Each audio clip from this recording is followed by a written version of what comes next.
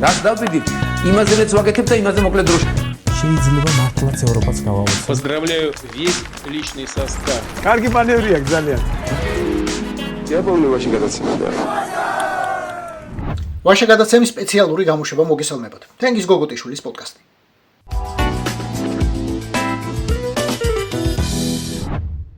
არის დღეები, როდესაც უნდა გაბრაზდე. არის დღეები, როდესაც განსაკუთრებით უნდა გაბრაზდე. 25 თებერვალი ერთ-ერთი ასეთი დღეა. ეს არის დღე, როდესაც რუსის იმპერიამ შენს ქვეყანას, შენს ერს დაუხურა ცხვირწინ ისტორიული ფანჯარა. წაართვა ისტორიული შანსი შეერთებოდა თავისუფალ ერთობას.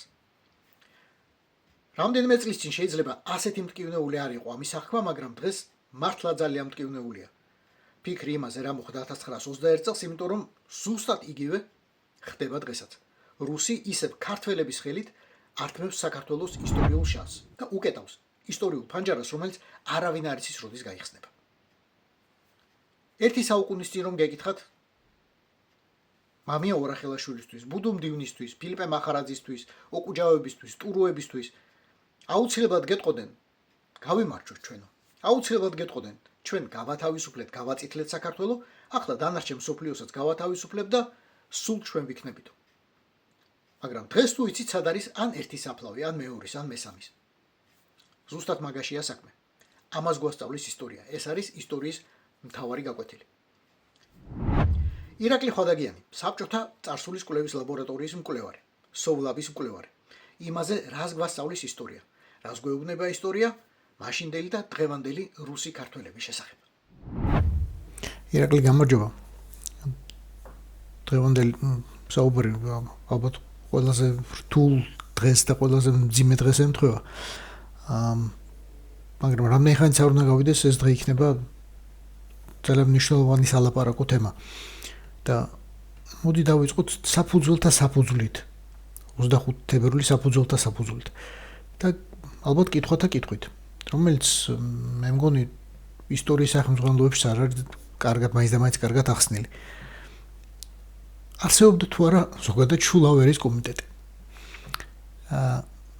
ადამიანები რომ არსებობდნენ, რომლებიც ამ კომიტეტის წევრებად გაასაღეს, ეს ვიცით, მაგრამ რეალურად იყო თუ არა ასეთი კომიტეტი, შეიკრიბა თუ არა, ხვდებოდა თუ არა რეგულარულად ერთმანეთს.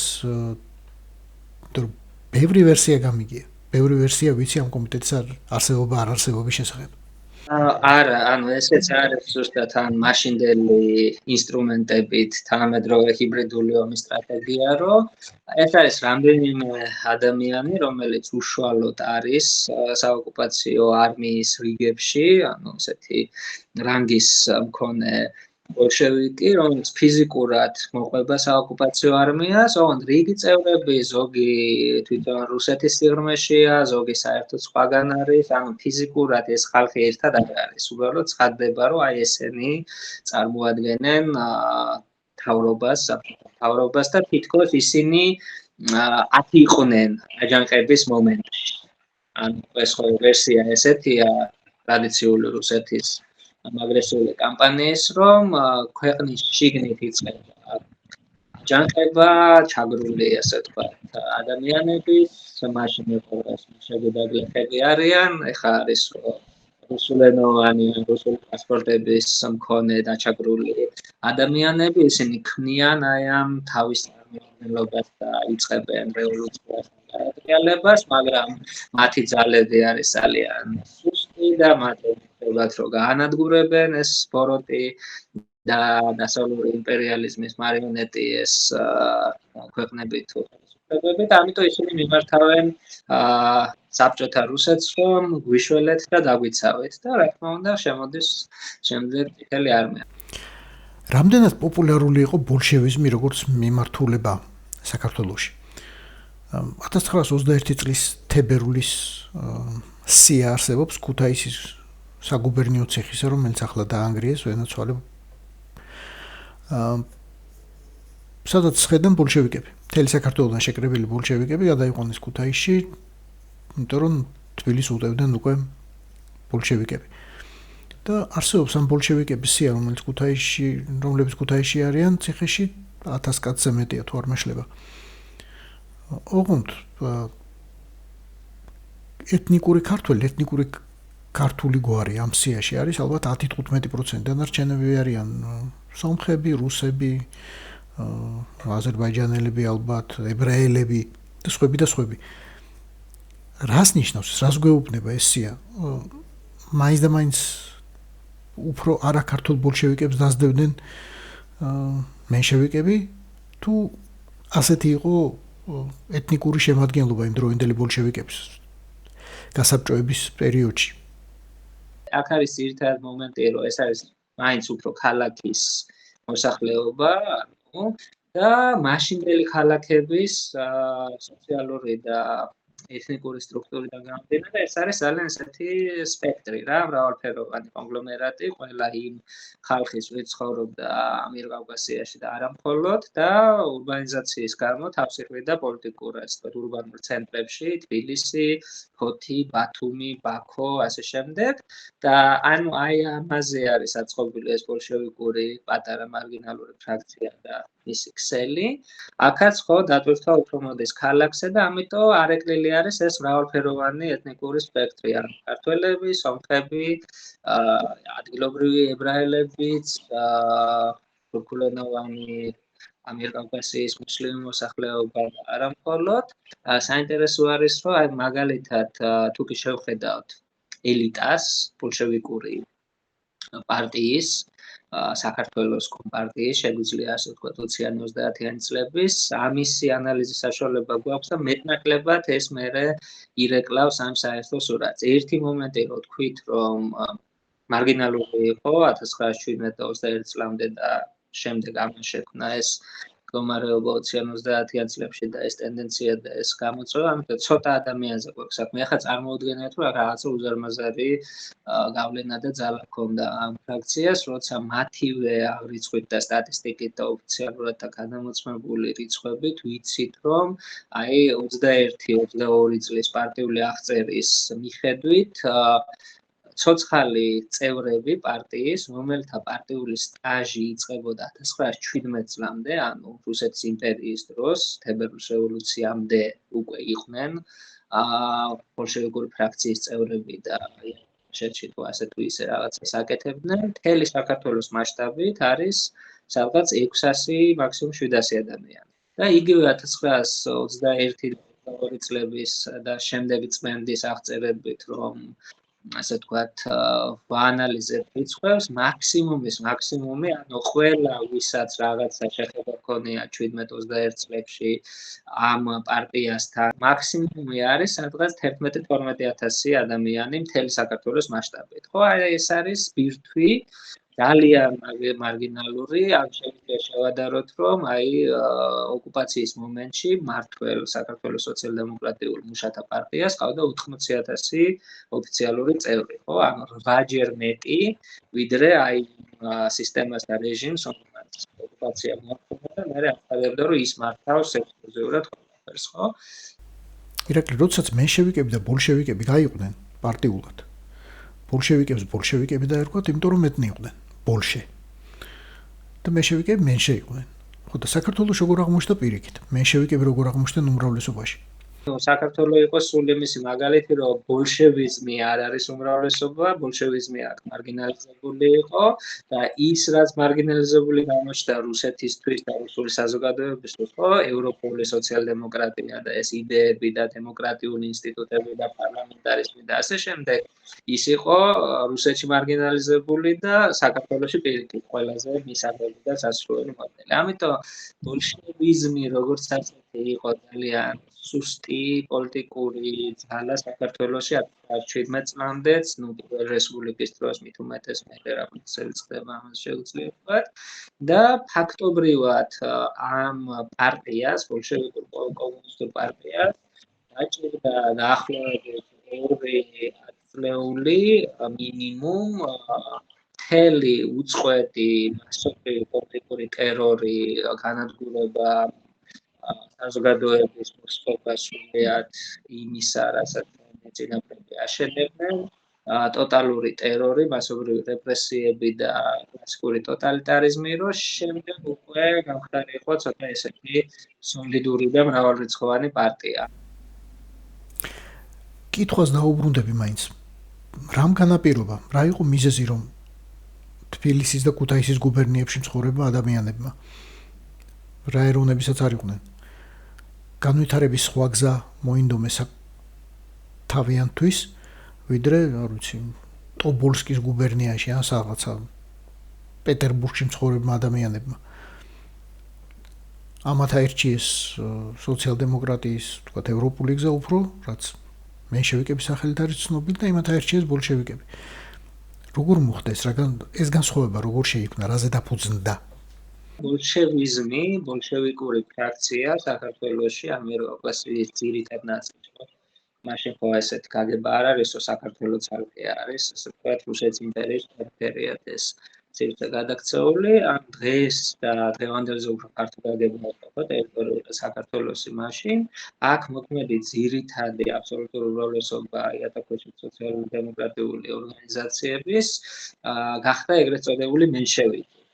აქ საქართველოში 1905-დან 17 წლამდე და 21 წლამდე და 40 წლამდე ფაქტობრივად სოციალ-დემოკრატიულ პარტიაზე ვსაუბრობთ, მიუხედავად იმისა, რომ ის იატაკქვეშეთში ისევ იატაკქვეშეთში არის და დეოკუპაციისთვის იბრძვის, არის მენშევიკი, ოღონდ როცა უმრავლესობას წარმოადგენს, ანუ უმცირესობის სახელით უმრავლესობას და მთელი 1906 წლიდან მოყოლებული რუსეთის იმპერიის დაშკამდე თუ კი აი ამ იმპერიის მიერ შექმნილ უუფლებო წარმომადგენლობით, ფსევდო-წარმომადგენლობით ორგანოში, დუმაში, სახელმწიფო სათათბიროში რუსეთის სოციალ-დემოკრატიული პარტიის მენშევიკური ფრაქცია შედიოდა თავის დეპუტატებით და ფრაქციას სხვა ფრაქციებთან, სხვა პარტიებთან, რაღაცა ფრაქციას ქმნიდა, ძირითადად ეს ხდებოდა ქართული სოციალ-დემოკრატიული ერთის გავლენით და აქედან აღებული ხმებით და აქ არჩეული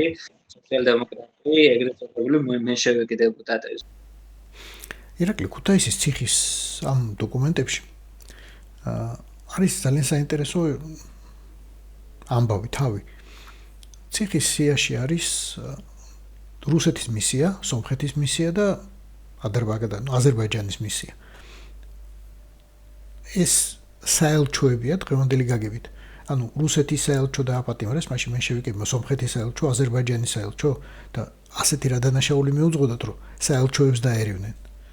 12 თებერვლის გამთენიისას, როცა სრულმასშტაბიან თავდასხმას იწყებს საბჭოთა რუსეთი საქართველოზე, ანუ ამ დროს, რა ხდება, რომ აზერბაიჯანი უკვე 20 წლის აპრილიდან არის ოკუპირებული, სომხეთი 20 წლის ნოემბრიდან, ესენი არიან საბჭოთა სომხეთი და საბჭოთა აზერბაიჯანი. ამიტომ ნომინალურად უკვე გუშინ რომ დამოუკიდებელ საქართველოში არსებობდა დემოკრატიული დამოუკიდებელი აზერბაიჯანის საელჩო, დემოკრატიული დამოუკიდებელი სომხეთის საელჩო და პირიქით მათი ოკუპირების შემდეგ უკვე ესე ვთქვათ იქედან არის ესეთი პოზიცია, რომ ჩვენ უკვე საბჭოთა სომხეთი და საბჭოთა აზერბაიჯანი ვართ. ანუ საბჭოთა რუსეთი თავის პროქსი ესე ვთქვათ აქტორებად აქცევს ამ დაპყრობილ ქვეყნებს და მათი საბჭოთა აზერბაიჯანის დიპლომატიური წარმომადგენლობა იყო თბილისში გამოგზავნილი, საბჭოთა სომხეთის ცალკე და საბჭოთა რუსეთის, ხო, 20 წლის. ესენი რა თქმა უნდა კოორდინირებული იყვნენ ერთმანეთთან, ანუ საბჭოთა რუსეთი იყო სამმაგად წარმოდგენილი დიპლომატიური, ასე ვთქვათ, სტაფით, პირდაპირ საბჭოთა რუსეთის, საბჭოთა სომხეთის და საბჭოთა აზერბაიჯანის ხაზით, უფრო გაბერილი შტატით, რა თქმა უნდა და დიპლომატიური საფარის ქვეშ, რა თქმა უნდა, სამხედრო ასე ვთქვათ, დაზვერვის განვითარებას ცდილობდა და ასევე ამ დიპლომატიური საფარით და იმუნიტეტით ცდილობდა ძალიან ესეთი მნიშვნელოვანი მათი საკვანძო ბოლშევიკების დაცვას, ხო? ანუ ასაქმებდა მათ ამ საელჩოების ან დიპლომატიური წარმომადგენლობის სტრუქტურებში და აი გუშინ რომ თქვა იატაკქვეშეთში იყო და ქართული უშიშროება ეძებდა და ბევრჯერ ყავდა დაპატიმრებული, გამოშვებული და ასე შემდეგ, მე რო ვცებ ესეთი ადამიანი უკვე დიპლომატიური იმუნიტეტით სარგებლობს, ხო, რომ არის თანამშრომელი საბჭოთა რუსეთის საელჩოში, ან საბჭოთა სომხეთისა და როგორც კი დაიწყო თავდასხმა, რამდენიმე დღის განმავლობაში საქართველოს რესპუბლიკის უსაფრთხოების სამსახურებმა დაიწყეს მთელი ამ წარმომადგენლობების დაპატიმრება თანამშრომლების ყველას ისი მოხელთებად შეძლეს ელჩების შეიმანის აარონ შეიმანის რუსეთის საბჭოთა რუსეთის ელჩით დაწყებული ანუ ხსენებული ამ საბჭოთა სომხეთის და აზერბაიჯანის დიპლომატიური წარმომადგენლობების და შემდეგ გადაყვანილი იყვნენ ქუთაისის ციხეში, შემდეგ ბათუმში, ოღონდ ნაწილობრივ მანდა არის კიდე ერთი მომენტი, რომ მაინც ახლა დიპლომატიური ეტიკეტის მეტნაკლებად რაღაც მინიმალურ დონეზე მაინც ომის მიუხედავად საქართველოს რესპუბლიკა იცავდა და რაღაც მომენტში თვითონ ელჩები ციხის კამერაში ხშირად არ შეყავდათ და დაცულად, ანუ ბადრაგით და ასე შემდეგ, სხვა ესე თქვა სასტუმროში თუ ასე შემდეგ ყავდათ. ოღონდ ითვლებოდა, რომ ის არის დაპატიმრებული, როგორც ასე თქვა ომის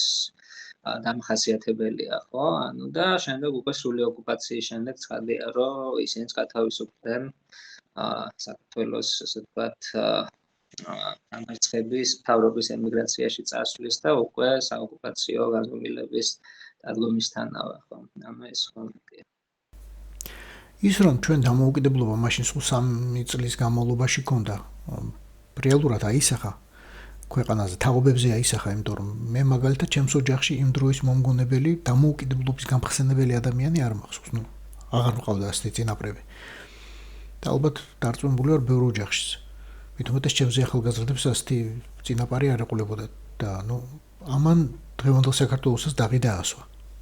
სადაზვერვო ასე ვთქვათ, სამსახური აკვირდება საბჭოთა კავშირს და მათ შორის საქართველოსაც არის კონკრეტული ასე ვთქვათ ინფორმაციები და ანგარიშები, რომ აი 50-იან წლების ნახევარში მოსახლეობის ნაწილს ასაკიდან გამომდინარე ჯერ კიდევ ახსოვს თავისუფალი საქართველოს მისი ასე ვთქვათ არჩეული ლიდერი ნოე ჟორდანია ფარულად კიდევ აქვთ მოლოდინი, რომ შესაძლებელია, რომ ეს აღდგეს, დაბრუნდეს, სადღეგრძელოსაც ხვამენ მისას, ხო, ანუ 50-იანებამდე მოვიდა მისი ეკო და მეხსიერება, მაგრამ ცხადია. ამერიკის დაზვერვას უწერია ეს? კი, აქაურობის შესახებ სადაზვერვო ანგარიშებში და ინფორმაციებში ცხადია, ანუ საკმაოდ ესეთი საინტერესო და ოღონდ ეს არ არის, ხო, რომ მარტო მათი თვალით. ყველა რევოლუცია ჭამს საკუთარ შვილებს და მამებს. მათ შორის ბოლშევიკურმაც ეს გააკეთა. აი, საქართველოში როგორ შეეხო, ადგილობრივ ქართულ ბოლშევიკებს როგორ შეეხო ეს რევოლუცია? მოუბრუნდა თუ არა? ნუ ვიცით რომ ბევრს მოუბრუნდა, მაგრამ რაიმე სტატისტიკა თუ არსებობს, თქვა იმ ხალხიდან, ვინც წითელ არმიას შემოუძღვან, ვინც წითელ არმიას წითელი მიხაკები დახვდა 1921-ში. 37 წელს ცოცხალი რამდენი იყო? საქართველოს შემთხვევაში 3 ფაზა არის, 22 წელი ეგრეთ წოდებული ნაციონალურ კოლონიზმში ბრალდების გამო ნაწილის შერისხვა და ჩაჩოჩება მაღალი რანგის ასე ვთქვათ პოსტებიდან, უფრო მკაცრი და უფრო ასე ვთქვათ მასშტაბური არის 20-იან წლების მეორე ნახევარი უკვე ტროცკისტული ოპოზიციის წევრობის ბრალდებით ასევე შიდაწმენდა და რა თქმა უნდა 10-ჯერ და 20-ჯერ უფრო მასშტაბური დიდი საბჭოთა ტერორი 37-38 წლების, სადაც არის ტოტალური წმენდა პარტიის შიგნით სტალინისტვის არასასურველი, ასე ვთქვათ, ჯგუფების და კლასტერების ფიზიკური მოსვლობა, ხო?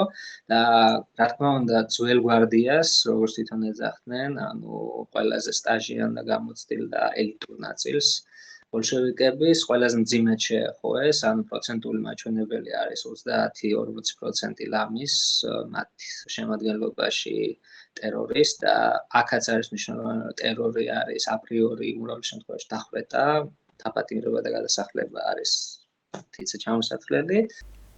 ისევ კომპარტიის ეთნიკურ შემადგენლობას რო დაუბრუნდეთ, რამდენ ხანს იყო ქართული კომპარტია, ნუ დიდწილად არაქართული, ბუდი ასე ვთქვათ.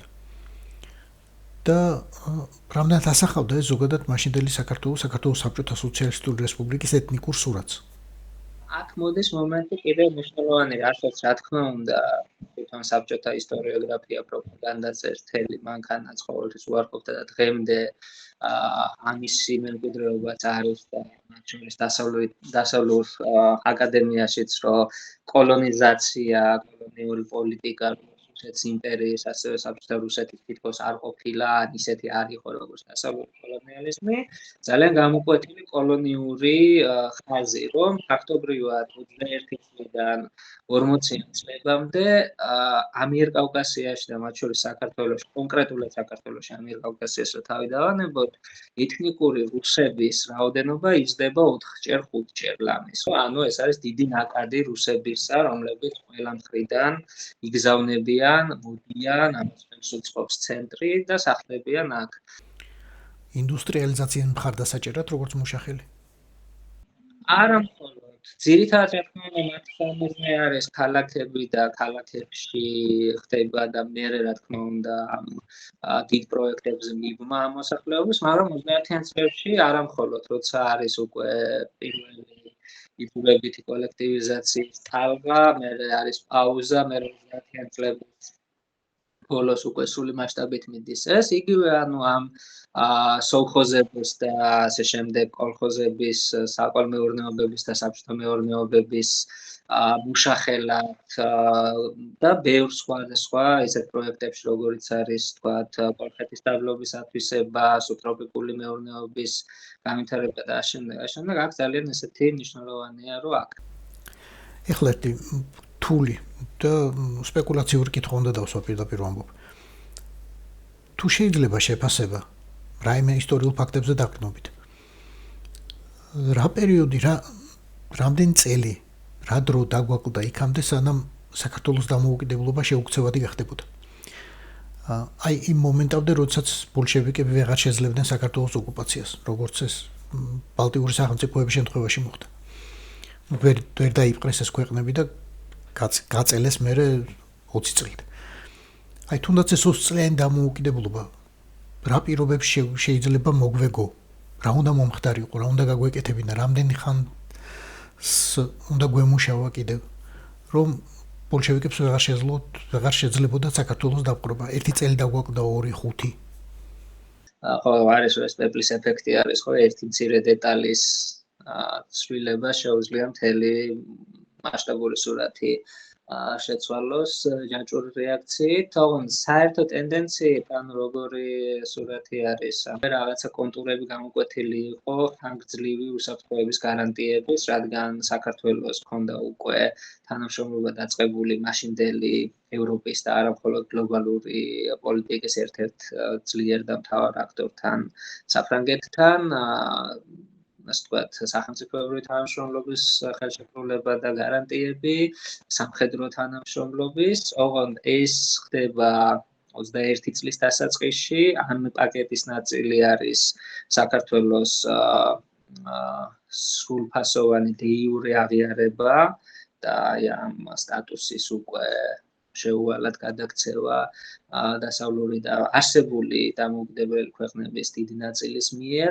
ოღონდ ამის შემდეგ უკვე პრაქტიკაში სანამ ამუშავდებოდა ეს კონკრეტული დახმარების პაკეტები, მათ შორის სამხედრო თანამშრომლობის შეიარაღებული კონტინგენტის, თუნდაც მცირე სიმბოლური, მაგრამ ძალის მქონე ნაწილების გამოგზავნის, აი ამ ასე ვთქვათ, ვაკუუმით ისარგებლა საბჭოთა რუსეთმა და მაშინ დაიწყო თავდასხმა, რომ აი შემდეგ უკვე ფაქტის წინაშე დაეყენებინა ჩვენი, ასე ვთქვათ, ეს დიდი და ძლიერი დასავლური პარტნიორი. აქ ოსმალეთის საკითხი რა კუთხით დადგებოდა, იქ მიდის უკვე ახალი თურქული რესპუბლიკის დაბადება, მერე უკვე 20-იანი და 30-იანი წლების წესრიგი რეგიონში როგორი იქნებოდა, ეს ძალიან ესეთი სპეკულატიური თემაა. თუმცა ცხადია ხა დამოუკიდებლობის შენარჩუნება რომ მოხერხებულიყო და თუნდაც 1-2 დეკადა როგორც ბალტიისპირეთის ქვეყნებს ან ცენტრალური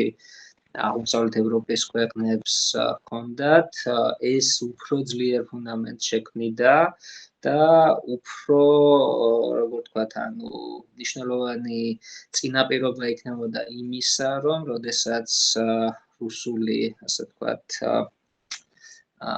ეს ახალი იმპერიული პროექტი დასუსტებოდა და ჩამოიშლებოდა, ჩვენ უფრო მარტივად შევძლებდით იმ ძველ გზაზე დაბრუნებას, რასაც ახლა ვცდილობთ, ხო? ანუ თავისუფალი, დემოკრატიული და ევროპული საქართველოს ჩამოყალიბებას. ირაკლი ძალიან დიდი მადლობა. ჩვენ სამწუხაროდ ძალიან ბევრი რამ არ ვიცით კიდევ იმ ძალიან ხანმოკლე რესპუბლიკის შესახებ, რომელიც ჰქონდა 3 წელი ჰქონდა სულ, მაგრამ ძალიან ბევრი რამ მაშინაც დაგვიმალეს და დღესაც სამწუხაროდ ბევრი რამ არ ვიცით, იმიტომ რომ არქივები ისევ დახურეს იმ კომუნისტების შთამომავლებმა, კოცებმა. არქივები დახურეს და თქვენ და სხვა მკვლევარებს იქ, ისე როგორც ჟურნალისტებს იქ ახლა უბრალოდ აღარ უშვებენ. მაგრამ მოვადრო გაიხსნება ეს არქივების და კიდევ ბევრ რამეს გავიგებთ, თურმე როგორი დამოუკიდებლობა ქონია 105 წლის წინ. დიდი მადლობა ირაკლი. ასევე და წარმატებები. რაც დავდიდით, იმაზეც ვაგეთებ და იმაზე მოკლედ დროში. შეიძლება მართლაც ევროპაც გავაუცე. Поздравляю весь личный состав. კარგი მანევრია ძალიან. Я помню, очень гадаться.